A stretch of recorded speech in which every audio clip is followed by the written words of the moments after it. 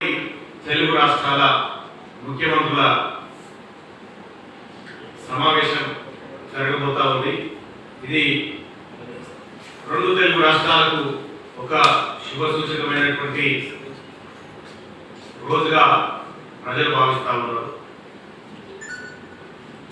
విడిపోయినప్పటికీ అన్నదమ్ముల వలె ఇరు రాష్ట్రాల ముఖ్యమంత్రులు ముందుకు వచ్చి ఇవాళ విభజన సమస్యలు ఏమైతే ఉన్నాయో వాటిని పరిష్కరించుకునే తెలంగాణ ప్రజల పట్ల ఈ ప్రాంతం పట్ల ఉన్నటువంటి ప్రేమను ఇవాళ చర్చలో భాగంగా చూపించబోతా ఉన్నాడు. గౌరవ ముఖ్యమంత్రి గారికి ధన్యవాదాలు తెలియజేస్తా ఉన్నాం. అయితే ఇంత చక్కటి వాతావరణంలో ప్రజల ఆకాంక్షల మేరకు ఇరు రాష్ట్రాల ముఖ్యమంత్రులు కూర్చొని మాట్లాడుకుంటా ఉంటే ఏ పని లేనటువంటి బీఆర్ఎస్ పార్టీ నాయకులు దీన్ని కూడా ఓ రాజకీయంగా వాడుకునేటువంటి బురదగల్లేటువంటి కార్యక్రమానికి తెరలేపారు. గత 10 ఏళ్ల నుంచి కేసీఆర్ తయారు చేసి పెట్టినటువంటి పెంటంతా కడిగి తెలంగాణను సంపూర్ణ విముక్తి చేసే దిశగా గౌరవ ముఖ్యమంత్రి రేవంత్ రెడ్డి గారు అడుగులు వేస్తా ఉంటే ఇవాళ కాంగ్రెస్ పార్టీ ప్రభుత్వం ముందుకు పోతా ఉంటే మరి కేసీఆర్ గారికి ఆయన పరివారానికి మనసులో పడతలేదు.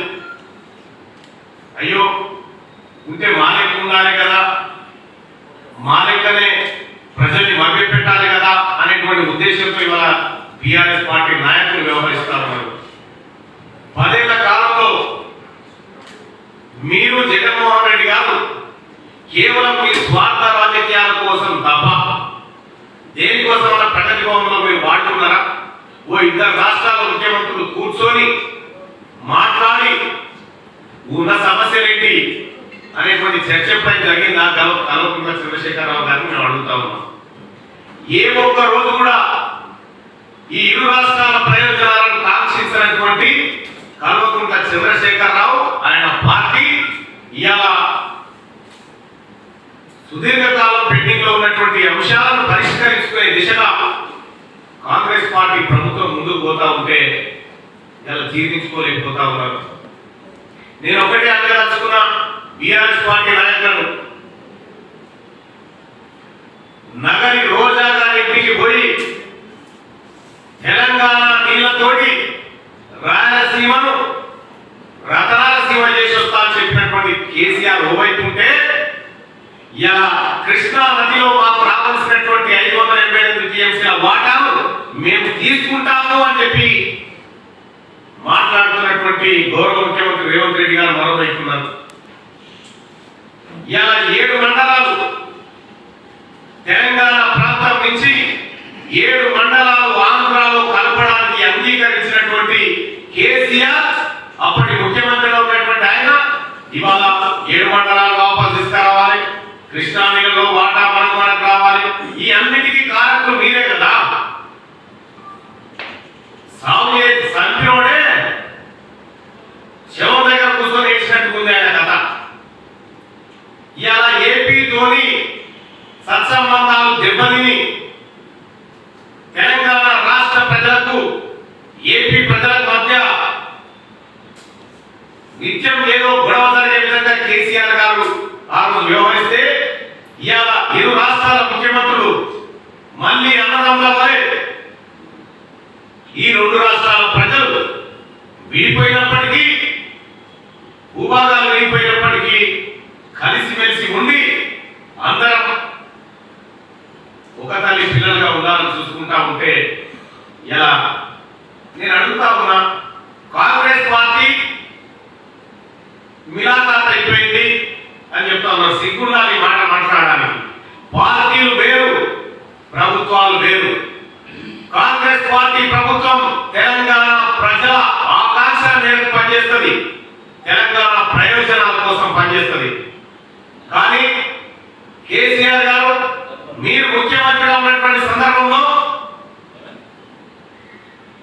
నీవు ఇచ్చినటువంటి కాంట్రాక్టులు నువ్వు చేసి పెట్టినటువంటి దోపిడీ అంతా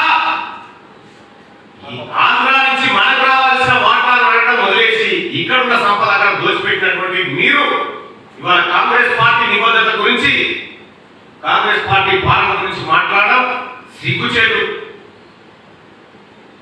ఇంకా ఏ అంశం తీసుకున్నా ఏదో ఒక కాంట్రవర్సీ చేయాలి, ప్రజల్లో గందరగోళం సృష్టించాలనేటువంటి ఈ చిల్లర పనులు పనిచేసి ఆ ప్రతిపక్ష నాయకుడిగా నీ పాత్ర నిర్వహిస్తే బాగుంటుంది. ఇప్పటికే మిమ్మల్ని మీ మాటల్ని నమ్మక ఎక్కడి పార్టీ నాయకులు అక్కడికి వెళ్ళిపోతా ఉన్నటువంటి సందర్భంలో ఇలా ఇరు రాష్ట్రాల ముఖ్యమంత్రుల భేటీని వివాదం చేయదలుచుకున్నారు.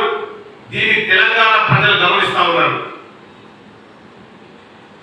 అసలు ఏ ఒక్క రోజైనా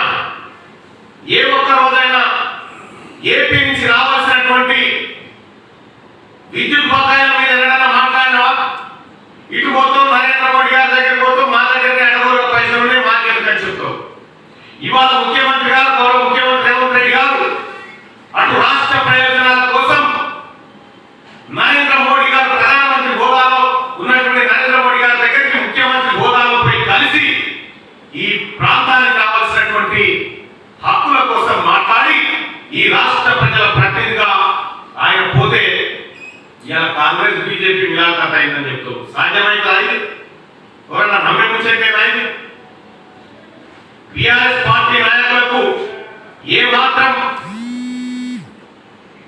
సిగ్గనిపిస్తలేదు. ఎందుకు చెప్తా ఉన్నా